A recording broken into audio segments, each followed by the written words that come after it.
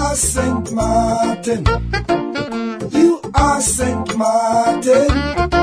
The URSM, the Unified Resilient Sint Maarten Movement, being a political movement, will be hosting a weekly radio program called You Are Sint Maarten, every Wednesday from 6 to 7 p.m. on Radio Mix 94.7 FM. I myself, Dr. Messalina, the political leader of URSM, will be hosting this radio program in which current issues, actualities and general topics will be discussed with the people of Sint Maarten. So join us every Wednesday on Radio Mix 94.7 for our radio show You Are Sint Maarten. You are St. Maarten.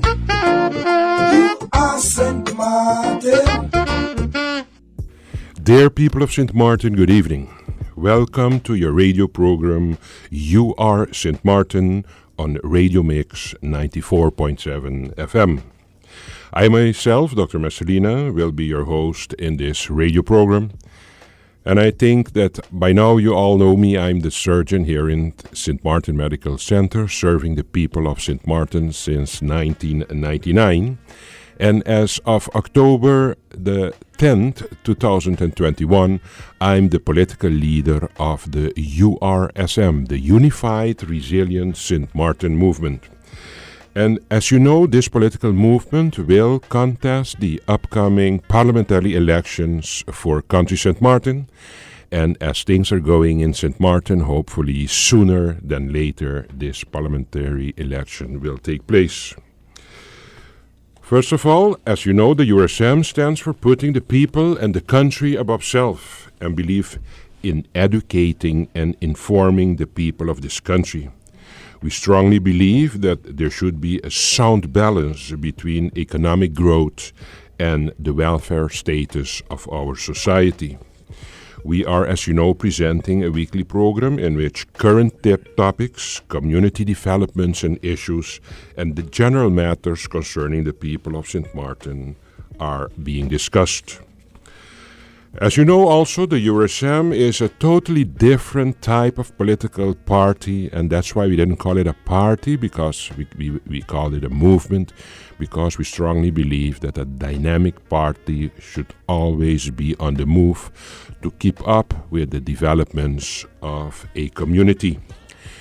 And we strongly believe in not only educating the people, but also informing them and making them aware of who they are, in which country they live, and especially because we are a young country, it's also important also to touch base, for example, on the history of country St. Maarten. For that reason, today I decided to invite a very special person in our community in the name of Mr. Julian Rollocks.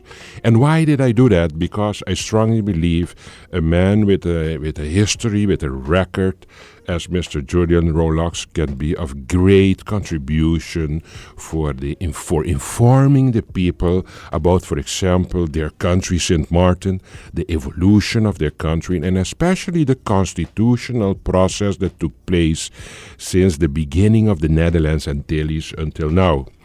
And I really believe that Mr. Rollocks has so much knowledge, and I think the task of the URSM is not to, like other political parties, criticize others the whole day, throw it mud, just talk about the negative things of our society the whole day, because we strongly believe that the people of St. Maarten are fed up the way politics is taking place in this country. And the URSM is going a totally different direction. The URSM is trying to inform the people, to educate the people, to be positively constructive with information. And that is the reason today I decided that I'm going to invite Mr. Rollocks with us for him to give us his knowledge, the history of the country, especially the development of our country, St. Maarten, until how it is now. And also he will discuss with us the constitutional evolution that took place, that today we are who we are in this young country, St. Maarten. Mr. Rollocks, I think I had a long introduction. I want to welcome you in our program, You Are St. Maarten. Welcome. Doc, thank you. It's for me a tremendous privilege to be in this program. It is for me a tremendous honor to be able to address the people of St. Maarten from a different forum. For me, it is more than a privilege to work with the surgeon of our hospital. Working with a surgeon means you're working with a man who, on a daily basis, has been gifted with the talent to save lives. I don't think there's something more honorable than saving lives. The next thing important in saving lives is the quality of life. Because you could save a life, but if the person is living in hell, they're better off dead. Mm-hmm. Yeah? And that's where we are going to land. 1983, the 15th of January, I landed in this country. I was born in Middle Region. Mm-hmm. From a young woman, her name was Irene Marlin, mommy, my mother, who had 6 sons. If you go to Middle Region and you ask any person from Middle Region, where is Samuel House?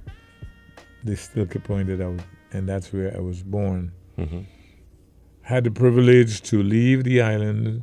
I went to Peter Stuyvesant in Curaçao. I didn't do the VWO. I chose to do the propeduizen. I did that in Holland at the VU. Uilenstede in Amsterdam, as you know. Mm-hmm. I did the propeduizen. I passed. Long story short, became a biologist and a chemist, came back, teacher at Middle Peter's College in 83. One day, I'm on Front Street, minding my business, couldn't get a job at the time. Mm-hmm. For whatever reason, I don't know. I wrote 10 letters, I counted them, between the school boards and the government. Didn't get a response, so the 15th of January, I came to the island. I'm standing at the square. A good old friend of mine, I used to do his wiskunde for his sandwich. And his name was Sidney Watty. Mm-hmm. 1983, next year will be 40 years. And he said to me, Julian, man, I want you to come meet the old man. It was right in front of the courthouse. I want you to come to meet the old man.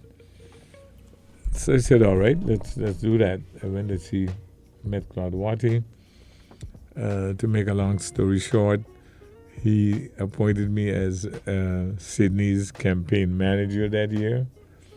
I said, Claude, I had known nothing about politics. He said, don't worry, when I finish with you, you will know. And he started by giving me 2 books. The first book the name of that book was Corruptie in Nederland. Mm-hmm. And the second book was The Prince from Machiavelli. Mm-hmm. He said, study those 2 books. And every now and then I'll inform you some more. He also shared a book with me, Sun Tzu, The Art of War. These are books, if you're in politics, you should read them because it teaches you the philosophies of human nature.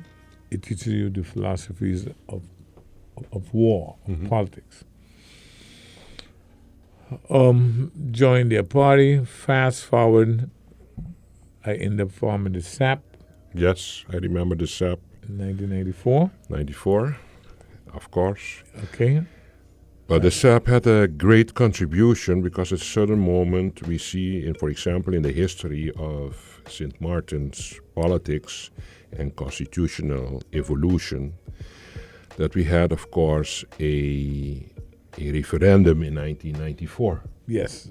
And I think the SAP under your leadership, had a great stamp on the outcome of this referendum. So tell us a little about we actually, as you said, we fast forward the history of Sint Maarten, and we ended up already in 1994, realizing actually before that there are 2-3 more important chapters in the history for country Sint Maarten before we continue on the referendum in 1994. I think the first one is that everybody should know that the birth of the Charter of the Kingdom was in 1954. That is important to know. And then there was another great chapter in the statute was established in 1984. The statute, the charter, the statute, of course.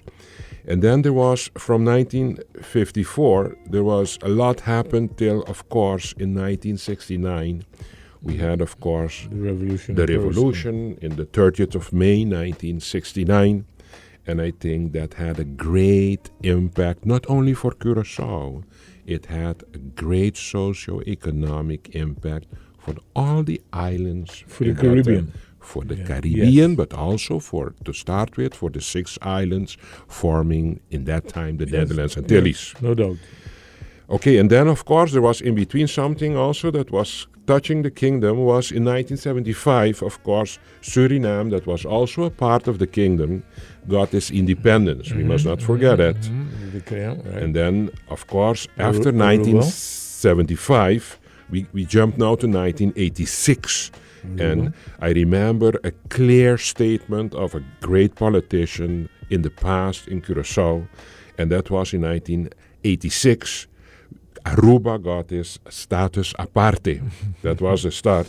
And at that time, they asked Mr. Juancho Evers, a big politician, what his opinion was about this status aparte's new status for Aruba and for the Netherlands Antilles. And he said, 6 minus 1 is 0 and not 5. I'm going to stop you there. Uh-huh. Why I'm going to stop you there? I will get you the name of the Trinidadian that coined that phrase. Mm-hmm. It wasn't coined by Juancho Evers. 6 minus 1 is 0. He was talking about the Eastern Caribbean islands, etc. But we will come back to that. But this was historical for us. Yes, I do think so, that it started in one or the other way, if you can call it negative or positive. I mean, political decisions have been made in the past, and as a big man, you have to carry the consequences of political decisions, especially when they are controlled by referenda. And in this case, it was as a result of a referendum in 86 that the populace of Aruba decided to go on their own, forming their status aparte status, and who they are today. By the way, people should not forget that in 1986, when you had this status aparte for Aruba, there was a deal in this that 15 years later, Aruba should become an independent country, and that never happened. So we will have to learn from that also. But we will come back on that, Mr. Rollocks. Okay, then we get, of course, in 2000, before that, and we're talking about 1994, and that is where we are going to catch up back in the conversation that we had before I interrupted you, because in 1994, there was a referendum again after Aruba left in 1986. And then you came in, influencing also the outcome of the referendum that took place in 1994. Mr. Rollocks, tell us about the vision and the sentiment of the country when this whole idea of this referendum came up that actually at the end took place in 1994. I need to go back a little bit. In 1994. No, I need to fast forward to 2022 when some significant some outstanding men and women passed and went on to the next world, and they died and didn't leave no literature. They left no legacy where that is concerned. Mm-hmm. And when I saw that, it shook me. It shook me awake. Mm-hmm. Because I said, I don't want no European, I don't want no American or otherwise to write my history. Mm-hmm. How colonialism, corruption, and greed is a book that I wrote Mm-hmm. concerning starting out from that referendum that we won in 1994. Mm-hmm. It was a hard referendum because the opposition, Van James and a few others, they too were convinced, let's get out of this thing with Curaçao. Curaçao was keeping our money, Curaçao was keeping us back, Curaçao. Doc, you have studied maybe just as much or more physics than I did. Mm-hmm. There's a rule in physics that goes in Natuurkunde. Yep. There's nothing you can break that becomes stronger. Mm-hmm. Anything you break, it's going to become weaker. Yes. Period. Good. The Netherlands Antilles today, when we look back, and 100 years from now, when our children look at us, they're going to ask us, what kind of fools we were? What were we thinking? What was the rationale?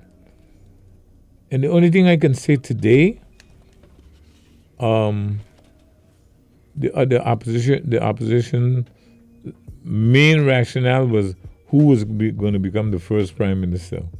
Mm-hmm. I worked in Honorable Sarah Rescott's office, and I saw documents coming in by, as the Dutch would say, by the stapels. Mm-hmm. And no one was really studying those documents. Mm-hmm. Today you would hear parliamentarians saying they're against this, or they're against that, or the other. And there are those of us who would go into those staples and say, but look it right here. This is what it was said. Yep. The referendum was hard, but nonetheless, we won the referendum. You said we won the referendum. Does that mean that the option A being staying together in the Netherlands until its construction would be the best for the 6 islands being part of the Kingdom of the Netherlands? That was what? There were 4 options. Yes. And I remember A was stay como status quo, stay together and yes. restructure the Netherlands Antilles. Yes. B was option B was going on your own. Yes. What we have now, like what Aruba got. Option C being part of Holland, and option D being going independent. Independent. And actually, that option won in 1994. Option A won in 1994. Yep. Then I'm going to make a statement now. I'm actually going to make some people upset. But I didn't come here to make people, I tell people all the time, if you have to criticize me, don't be kind. Mm-hmm. Please don't be kind. In 1994, I thought it was the best option. Yes. And in 2022, I still think so. Option A was the best. But, Mr. Rollocks, I think you are right, but I do believe in this particular phase that we are in now, If it was the best option to stay with each other or not, the political decision has been taken already. That's correct. So I think for now, the further development of Country Sint Maarten, I do believe that we have to pick up the given circumstances that politically we are in with all the choices that we made in history, and actually start now from the perception and the understanding that we are a country. I'm going to interrupt you. Mm-hmm. I listen to the news in Curacao every night. Mm-hmm. I listen to the news in Aruba almost every night. And I listen to the news in St. Maarten every day. Mm-hmm.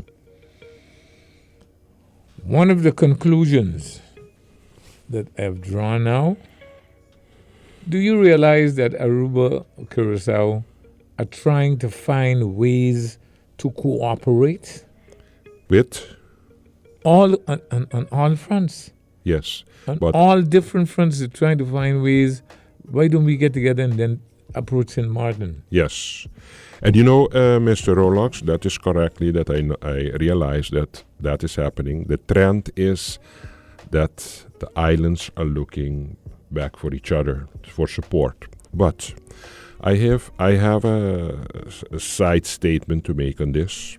I do believe that specific going directly only with the nose to Curacao for advice and getting opinion about their stance, or going to Aruba and then try also to copy paste their stance on kingdom relation issues and challenges. I do not know if that is the most favorable direction that we should go, because we decided together in St. Maarten if it's a correct decision or not. We made the decision that we want to become a country. And where Curacao is standing now, where Aruba is standing now, especially geographically too, very south, I do believe that St. Maarten has the strength to also invest now in countries in the East Caribbean that strategically is more embedded in the economical context, how these islands in the West, in the East Caribbean are. And I do believe that going constantly back to Curacao, that is a totally different society, thinking different than the Windward Islands, doing business different than the Windward Islands, looking to the Netherlands with totally different historical eyes than St. Maarten. I do believe it's time now for us to oblige ourselves to realize that we have made a choice in 10-10-10, and that if it's a good choice or not, it's a fait accompli. It's a fait accompli. And we will have to work now with the reality that we are in, realizing though that we still have those brothers on the other side of the sea, being the Netherlands and also Curacao and Aruba, that we are still four parties in the kingdom, all of them on their own a country, but part of the kingdom. I think there is a lot to say about the new relationship and vision and concept that I do believe, and I think the Eurozem, I am the Eurozem, that I would like to discuss with you about the future vision for St. Maarten in its relation with the kingdom, and especially with the mother country, the Netherlands. But Mr. Rollocks, we are in a very interesting discussion here on a topic that is keeping everybody busy, and it's good for us to be well informed about our path that we have walked to be who we are today. Before moving on. Yes, but I want to just take, because time is running on us, I think we're going to take a small break, and we will be back in a few minutes to continue this interesting discussion. We will be back in a few minutes. Dear people of St. Maarten, welcome to the second half of our radio program, You Are St. Maarten. As I said in the introduction, today we have with us a very known person in our community in the name of Mr. Julian Rollocks. And in the first part of our radio program, we were discussing the status that we are in now after the decision was taken in 10-10-10 to become a autonomous country in the Kingdom of the Netherlands.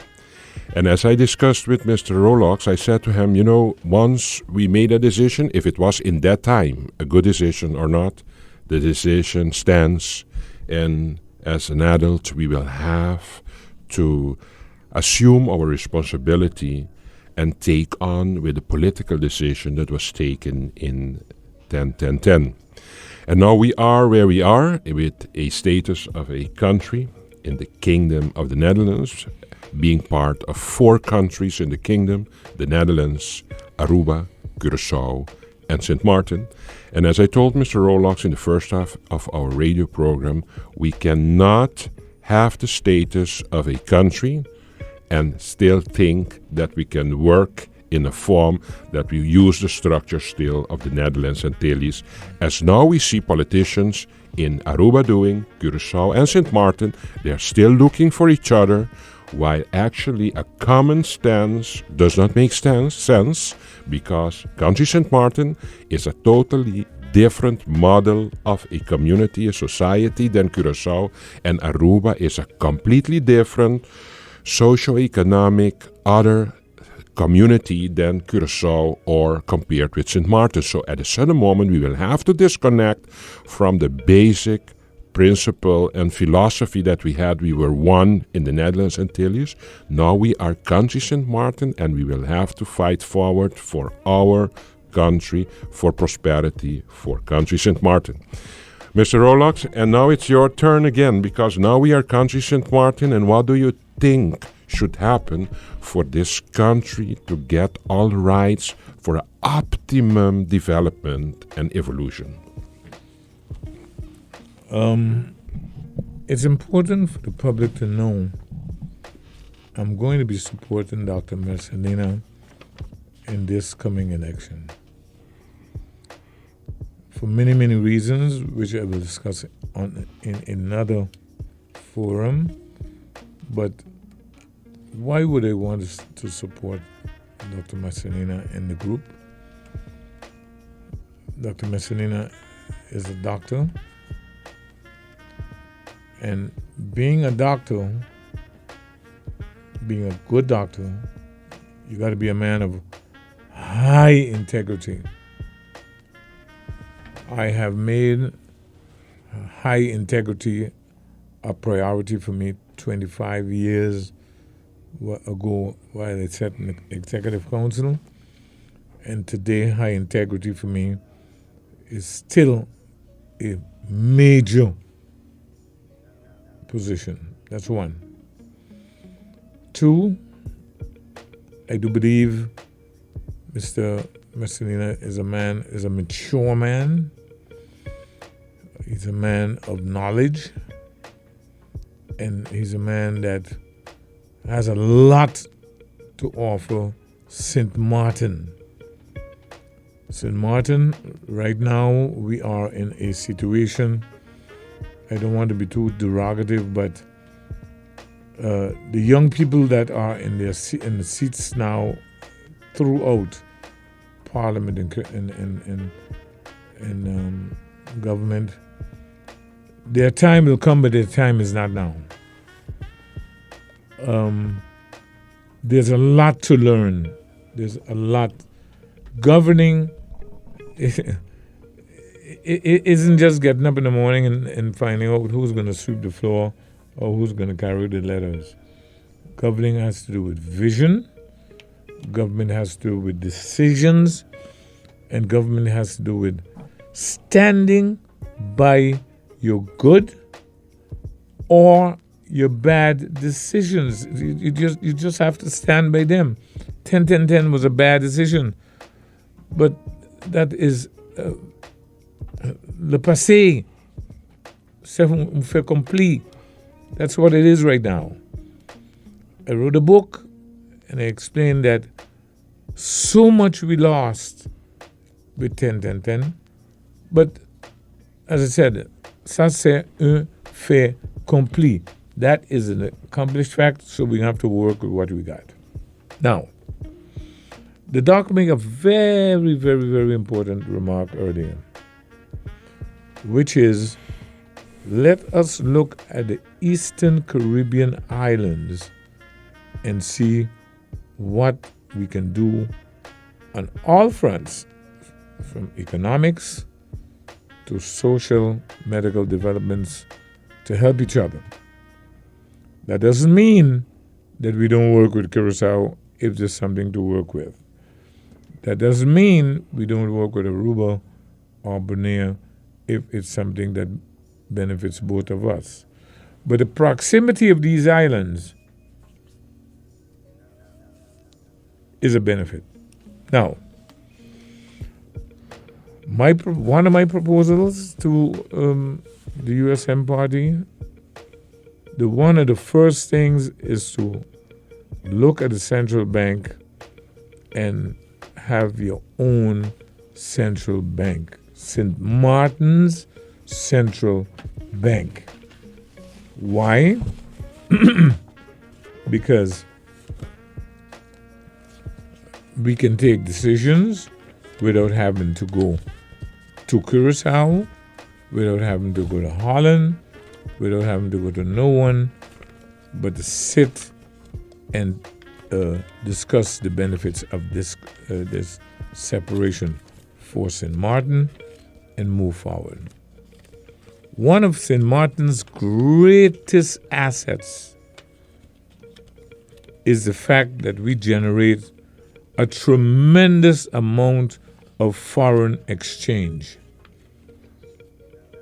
A tremendous amount of US dollars are generated in this country. Yeah. Am I right, Doc? That is the strength of this country. That is the strength. It has been proven, of course. I make a joke with people that tell me, I'm going to leave this country and never come back. Because this country has nothing to offer. And I tell them, when you get a chance and you see this country get hurricanes, and sometimes you get vicious ones that destroy everything. Yes. There's a good gentleman, the owner, manager, CEO of Port of Plaisance. His name is Suri. Mm-hmm. Suri is a multimillionaire, if not a billionaire. Suri can live anywhere in the world. Where did he choose to live? St. Martin. I will call another name, Corallo, Mr. Corallo, the owner of several casinos in this country. These are men, and they have a lot of other names I can call. These are men that can live anywhere in the world, but choose to live on St. Martin. There must be a reason. Now, two things. One, the central bank is what's very important, Doc. And two, elected tomorrow, the first thing USM has to do is call the major principles in this country. Bulchance, Nanduani, Danny, Corallo, the names are there. And sit around the table and said, okay, good gentlemen, what's next? There are two things that St. Martin has to do. We must have an economic council. Mm-hmm. Sit down. We got to sit down, Doc. And that's not happening in this country. So it's confusion. It's confusion. One, an economic council, and two, a social medical council Yes. where you're going to sit.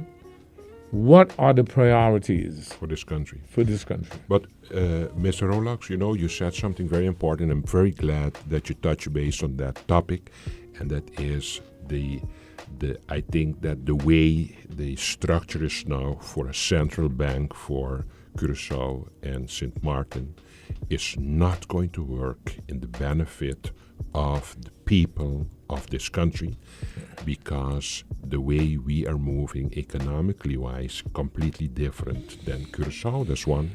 And I do believe that we have in practice actually dollarized economy. And I'm thinking now, even because we are propagating one island, French and Dutch, and the French side is in euros. And the question is, whatever is the best after a economic council has been established and consulted, if we will have to go in a direction of dollarizing the economy, or, as I call it, euroizing the economy. And I will tell you that a central bank will lose its role as the leader, as last resort for its banking system. That will happen because we do not have the Antillean guilder anymore. But still, you will need a central bank for the code of conduct supervision. Naturally. You will need a central bank for Sint Maarten, and also you will need a central bank for the supervision of prudential regulations. You will need that. Naturally. And thirdly, I think you need an institution like the central bank for the payment oversight. You need that. And of course, in crisis management, you will have to have a deposit guarantee scheme, and you need for that a central bank. Yes. But you can do that locally for Sint Maarten as Naturally. such, seeing that you do not have the Antillean guilder anymore. Thirdly, people will say, yes, but if we disconnect from the Antillean guilder, we will induce inflation. And I do believe you will not induce inflation. I must interrupt you. Yes? The Minister of Finance in Curaçao has announced that he is planning to start a Caribbean guilder. Mm-hmm. Not the florin Mm-hmm. that we have. Mm-hmm. A guilder that's spent in Curaçao. Mm-hmm. So when people talk that there's going to be inflation, I think it's foolishness. It's not going to happen. It's not going to happen. Even if we decide to dollarize this economy, I can tell you that the item prices here in Sint Maarten are already in dollars.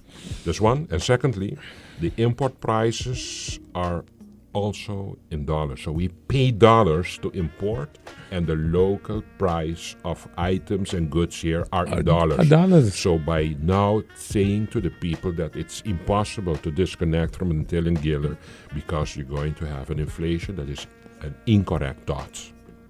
The president of the central bank at this moment, the good gentleman, said to separate the two banks, Sint Maarten Central Bank will be too small. I beg to disagree. Mm-hmm. Because there are countries in this world that are smaller than Sint Maarten that have their own central bank. Mm-hmm. Do I make sense? I have a close relative of mine whose name I shall not call that works at the central bank. Mm-hmm. And this good person tell me, you have no idea how much money goes through this country. Mm-hmm. When Rhode Island Bank published their balance sheet last year, I think it was, they had a liquid amount amounting to $800 million. Mm-hmm. Liquid in the bank, doing nothing with. Mm-hmm.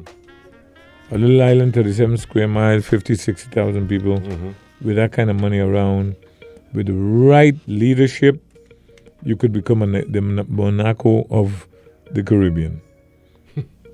You can become the Monaco of the Caribbean. I believe in that too. but we will have to make a fundamental mindset change in this country. Yes. And Mr. Rollocks, that's one of the reasons that I decided to start with this URSM, because if we not change the total framework of our historical mindset, how we have dealt with the St. Maarten, we're going to lose a great opportunity for prosperity for the people of this country. Yes. And I pray every day to God that He enlightens the people's mind and thoughts, and by the day of election that they will make the right decision to give this URSM a confident mandate to take over this country, to actually stimulate the prosperity for everyone in this country, the way I dream of at this particular moment. Hopefully that will be the dream for the nearby future, that people will realize that the way we have dealt with our political choices will not benefit the St. Maarten that actually all of us are dreaming of. That is my stance at this particular moment. Coming back, Mr. Rollocks, to ideas about how should we move forward with this country, St. Maarten. I do believe there are a few great statements that I would like to make with the people of St. Maarten for us to start actually preparing our thoughts to fight for our country. I have a few words of advice and warnings for the people of St. Maarten, because I do believe some aggressive changes should have to take place to promote this country to become prosperous. One of them is St. Maarten is depending on the goodwill and not the obligation from the kingdom or government to achieve its desire and will for a full-fledged autonomy, for a full measure of self-government, and of course to make sure that we get, as I said, a full-fledged autonomy. And we will have to do it in the framework of the actual charter statute that we have now. We cannot work on the future of this country thinking that we want to work on something new for St. Maarten and in the same time work on a new charter, as a lot of politicians say. That is losing time. We have a charter, and with this charter we will have to fight for our own benefits. Secondly, the struggle towards more autonomy should be loose from the other kingdom countries in the Caribbean. We are not Curacao, we are not Aruba, and for sure we are not one of the best islands. 3, we have to transform the historical square table that has always been used to negotiate with the Dutch. We will have to transform this square table into a round table. That means more bilateral respect and more bilateral understanding. I'd like to interrupt. Yes, you have, of course. Okay, you had number 4, right? Yeah, I'm going to go to number 4, but you can interact, of course. Please. Why an economic council? Mm-hmm. One of the first things I recommend the party, let's sit with the major principles in this country and from that forum create a institution where monies can be established under strict central bank rules, and this money will go towards the development of this country. Of course. What are you doing? One of the first things you're doing, you're giving the business community a sense of rest. Tranquility. A sense of tranquility. Yes. That's one. The second thing that you're doing, you're telling Holland your help is welcome, but not necessary. Again, your help is, with all due respect, We are in your kingdom. Your help is welcome, but not necessary, because we have X amount of $1 million in our institution in the central bank, and that money belonging to the private sector is there for the development of the country, to which the private sector will get dividends. Of course. When the Coho discussion came up, Bryson, my lawyer, sat down and we made a proposal in Curacao. And the proposal was, why do you need government? Anybody can start a foundation. Yes. If you come from Holland, you don't want corrupt politicians to touch the money. You start a foundation, and from that foundation, you pour the money in that foundation. With good supervision? Sorry? With good supervision? With proper structure. Yes. And you could give from under the stunts to building houses to helping the airport, and the money is secured, and there's no Mickey Mouse going on with it. Yes, and that is where we have to move forward to protect the people of this country, and actually the country protect it against corruption. Yes. That is where we have to go, because you wrote a book about corruption. That's correct. But Mr. Rollocks, for me to just finalize, because time is going fast here, I wanted to give the people some statements, and I was by number 4.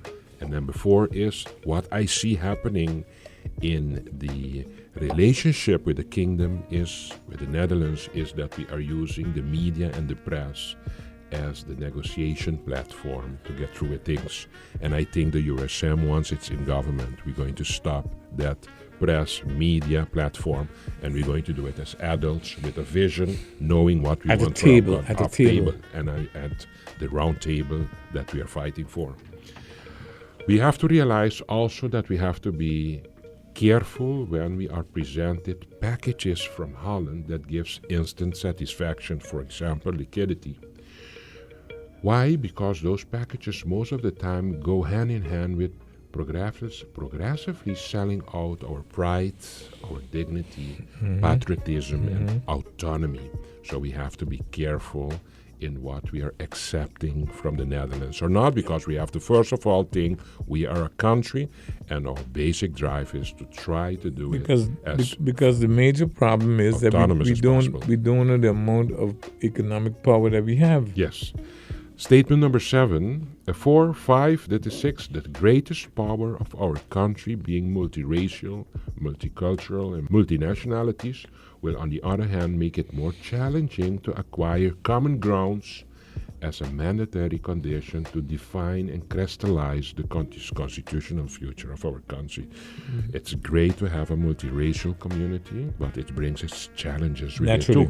But we have to fight in another way.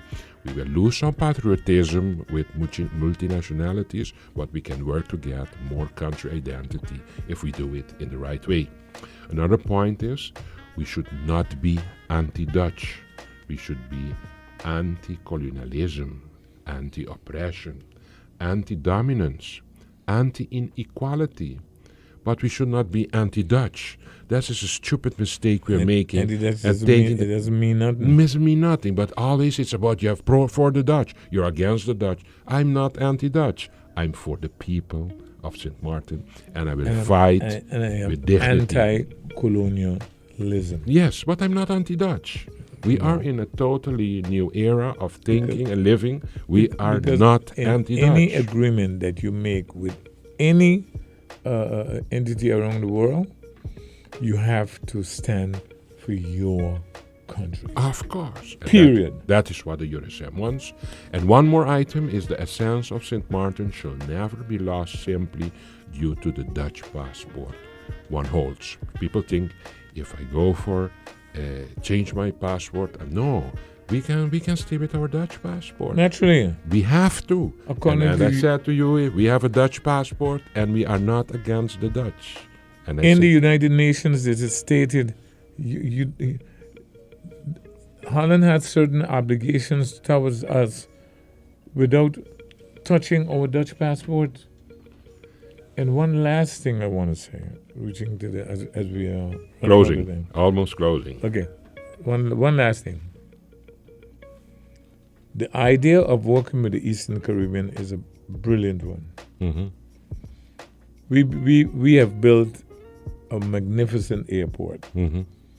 Do you know there's another island in the island that built an identical airport? Antigua. Mm-hmm.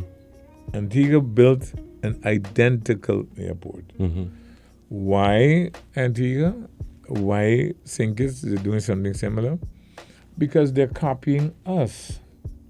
We are the ones in this part of the globe that are setting the trends. But we have to stay aggressive, otherwise we're going to lose that leadership position. Right. And that's why we have to change the political culture of this country. Second, last thing, I believe in close communication with the private sector, because that drives your employment. Yes. That drives your tax base. That drives the economic development of your country. You cannot. In Curacao, I worked in Parliament for 5 years, and Parliament works in Bandabo, as a matter of speaking, and the private sector works in Bandariba. You can't be so far apart. You got to work together. I learned that from Claude Watty. You got to be able to pick up the phone, call men of the private sector, sit with them, come to mutual understanding, mutually beneficial understandings, and then move forward in the benefit of the country. It's all now about unifying. That is also the reason that we called our political movement the Unified, Yes. Resilient Sint Maarten movement. It's about inclusion of all stakeholders to make the Sint Maarten a better place. There is one closing sentence that I would like to end with. This has been a fantastic discussion with Mr. Rollocks. And the take-home message for the politicians now in Sint Maarten is every thought that we initiate should not start with, it's not about me. That is the way it should be. I repeat it. The take-home message for the politicians is every thought that the politician initiates, it should be about, it's not about me. It's about, in closing, I was born in Milleridgin. I kept my Milleridgin mentality. Poverty is a problem in this country. Exactly. We have to work with our poor people. We have to work with our lack of housing.